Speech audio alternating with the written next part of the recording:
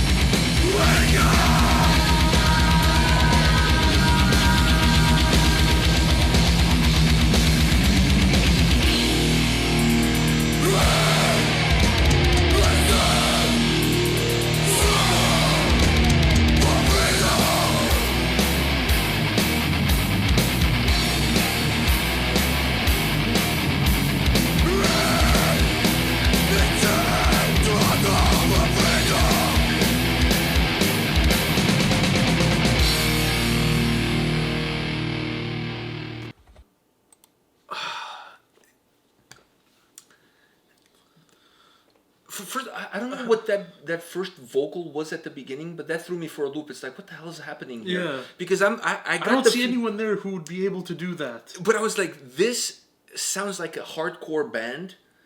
Where's these vocals are coming from? I hope the whole song doesn't go like this. Because this is going to be the most weird, awkward mixture of really heavy shit hardcore with like symphonic vocals. I was also wondering where the hell that was coming from because I didn't see anyone there. Then this dude, this has got to be from like the early like the 90s. He was. But the dude was bringing karate to the pit before karate was even introduced into the pit. He was doing karate in the pit, but there was no pit. So he was just doing karate at that point. Oh my god, man! Some of those the cartwheel. Yeah, what was that? The cartwheel. I was like, what the fuck is going on, man? The dude was like hyped. I would love just to walk into the building as like just random passing by. You walk into the building as they're shooting this video, and your first reaction is, "What the fuck are they doing?" The guy was like Roadhouse. Yeah, he was just doing Roadhouse kick. It's like every 5 seconds. You see him jumping up in the air. Roadhouse. I think 50% of this video was him in the air, kicking and fire, and kicking. Yeah, and doing all sorts of. I always tell you how much I love guys that play the guitar low, but that guitar player, it was like it was touching like the floor. that wasn't low. That was beyond low. Like he was scraping the guitar on the ground. Like I don't think you can play any lower than. Any lower than that. The guitar would have to be on the floor beneath it while he stands on the floor above it and then make some holes so that he can put his hands all the way through and play it. That's the only way you could go any lower. There's no lower than that. When I saw the baggy pants and stuff like that, I'm like, oh, this is going to be hardcore. This is going to be amazing. This is going to be amazing. And then when I saw him jump up in the air for the first time, I'm like, oh, this is going to Let me just, kick some ass. For the record, the two videos that we've done today, both songs, I probably should have hated both. But there was something about them. I don't know if it's because it's Christmas or not. I'm like, I can't hate it. So I think it's just actually I didn't even hate this one. I think it's because there's something about the song that intrigues you. Like for this one, it's the video. The song is. I was not a fan of the vocals. I'll say this much. But the sound. The sound itself was really good. The sound was good. I liked the video. I liked the heaviness that the sound had. And the video got me in. And then the last one was more of the Portuguese kind of. I'm not a huge hardcore fan. To me, there's a very limited amount of bands within the hardcore scene that I'm into. Hatebreed. If I'm gonna go old school, Agnostic Front for sure is my all-time favorite. But I'm not like huge like. Especially more into the more modern hardcore, like Harm's Way and those kind of bands. I don't know if you. I don't know. There's something just about it that I don't really connect with. I'm not saying that they're bad. I just don't really. You don't vibe with it. Yeah, like I just. It's just not my. It's not my thing. I don't know. I try to listen to it and I try to like it, but there's something stopping me from really enjoying it, and I for the life of me I can't put my finger on it. You know, if they made music videos like this. Oh, this music video was glorious. Like I said, I was not a fan of the vocals. I like the sound of the band, but this request was worth it just for the video. Just for the video, yeah. So that I could see this glorious video. The dude, like. He had a lot of air. Yeah. He had a lot of air. Like for a white guy, he could jump. Yeah. Who says white man can't jump? He can jump.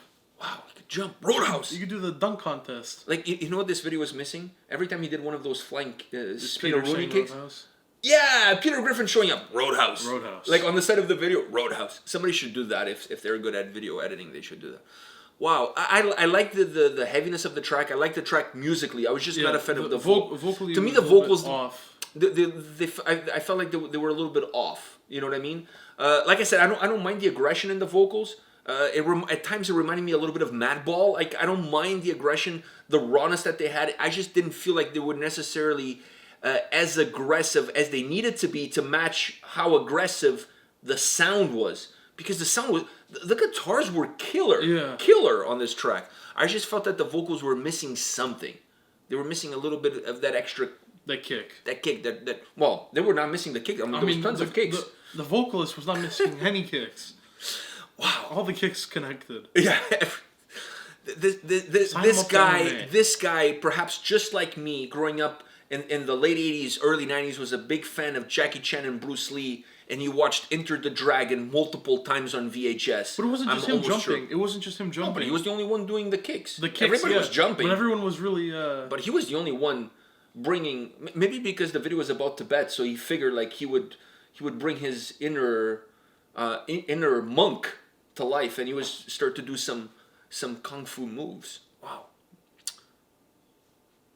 At least there was no wax on. No wax on, wax off, yeah. No, it was just paint the fence all the time. Like with his feet. He was painting the fence with his feet. Wow. Go for the leg. I always say that. Sweep the leg, go for the leg. I say that in soccer. I say that in soccer when I'm coaching your team. Stop being a bunch of silly wankers. Just go for the freaking leg. Sweep the leg. I say all the time. To the defenders, I say that to the defenders. You say that to me too, which I do. I do sweep my the old, leg. I learned from my father and I stick to it. If you let the ball go, you don't let the man go. Yeah. If you let the man go, you make sure the ball doesn't go. The two cannot go. Only one. A FIFA match with you ends in the first half because you have too many red cards. Playing FIFA, I get a red card in the first 5 minutes. Exactly. Because I follow that philosophy. If I see that the ball went, I'm not letting the guy go. I'm not letting the guy go. I used to play kickabouts with friends and whatever, and there was a guy that he used to. Like, there was a French dude that played with us. Armand was his name, and he used to get really mad at me, and in his French accent, he would say, "Play the ball, not the men. Play the ball." And I'm like, "Dude, you're much faster than me. I'm a fucking fat ass. I can't play both of you." So I'm gonna pick you. I'm gonna pick you. The ball, I can't catch up to it. I can't catch up to it. So I'm just gonna pick you. It's over there. But we're over here. Exactly. Like I'm trying to get to know you better. You know what I'm saying? So he wasn't a big fan of me. So he started picking me to his team so that he wouldn't have to play against me. You know, that's how you can pick to the good teams. Listen, it's their. My philosophy was this: I'm not very good. You are. So I got to balance things out. And the way I balance things out is to make you scared of playing against me. So you pick me to your team, that way I can win. Because at the end of the day, I'm like DJ Khaled. All I do is win. Wow, we've gone full circle on this. Yeah, I didn't know we were going to end off in a DJ Khaled, but you know what? With the DJ Khaled reference at the end? All right, but we did. I mean, it's Christmas. Even DJ Khaled, I'm sure, celebrates something. Yeah. Probably not Christmas. I don't see him much of... He kind of looks like a hip-hop Santa, but you know, I'm not judging. All right, I look like a little bit of a metal Santa myself, so. Yeah, Hell's Angel Santa. Oh, what's our niece, Nora? She calls me Santa. She doesn't even call me Uncle or Pedro. No, Santa. I think that's gonna stick too. Yeah. All right. On that note, guys, enjoy the holidays. Enjoy Christmas with your loved ones. If you're not celebrating Christmas, enjoy whatever it is that you're doing. Just have fun, stay safe, stay healthy, and we'll see you tomorrow on Christmas Day with a very special Christmas video. See you guys. See ya.